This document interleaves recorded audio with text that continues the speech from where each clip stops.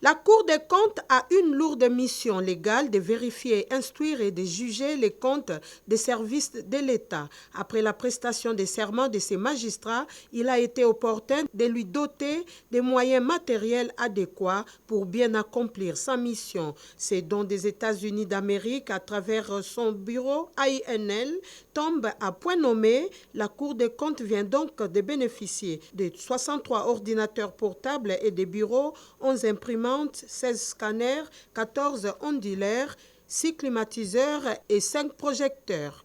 Ce don fera progresser les efforts de la Cour des comptes pour soutenir l'état de droit et la lutte contre la corruption. L'aide des États-Unis vise avant tout à investir dans les personnes et les institutions et à créer les conditions d'une croissance économique inclusive. Pour que ces activités réussissent, une bonne gouvernance des actifs et des ressources de l'État est nécessaire. Le gouvernement américain soutient le gouvernement congolais dans la lutte contre la corruption, la lutte contre le blanchissement des capitaux, de l'enrichissement illicite, fraude minière et des crimes affiliés.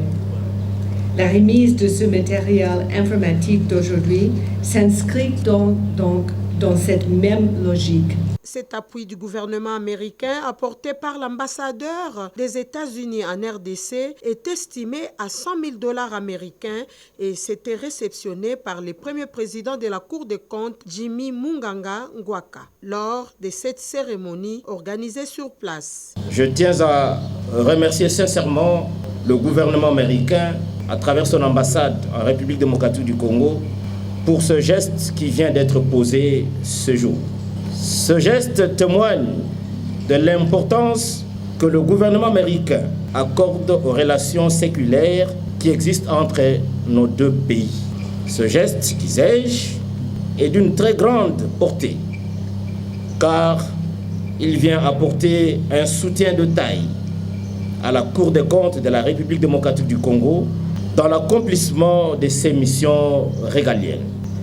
La Cour des comptes, en tant que juridiction financière de la République démocratique du Congo, a reçu du constituant la mission de contrôle des finances et des biens publics à tous les niveaux de l'État.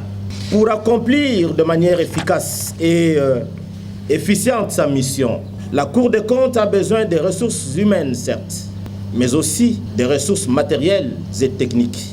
Avec le geste de ce jour, Excellence, Madame l'ambassadeur, le gouvernement américain que vous représentez ici vient d'apporter un appui à la République démocratique du Congo à travers sa Cour des comptes, ce qui lui permettra de mener efficacement la lutte contre la corruption, les détournements, la fraude, les crimes organisés, les blanchiments des capitaux, qui sont les maux qui gangrènent les systèmes politiques et économiques de nos États africains, hypothéquant ainsi l'amélioration de la qualité de vie de nos populations, ce qui constitue une préoccupation pour le gouvernement américain et celui de la République démocratique du Congo.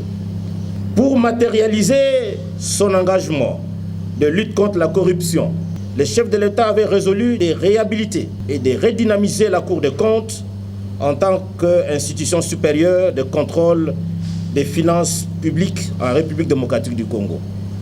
Au nom de la Cour des comptes de la République démocratique du Congo et de son personnel, Excellence Madame l'ambassadeur, disais-je, je vous réitère mes sincères remerciements. Occasion pour le premier président de la Cour des comptes de remettre à l'ambassadeur des États-Unis en RDC comme cadeau la loi organique portant organisation et fonctionnement de la Cour des comptes.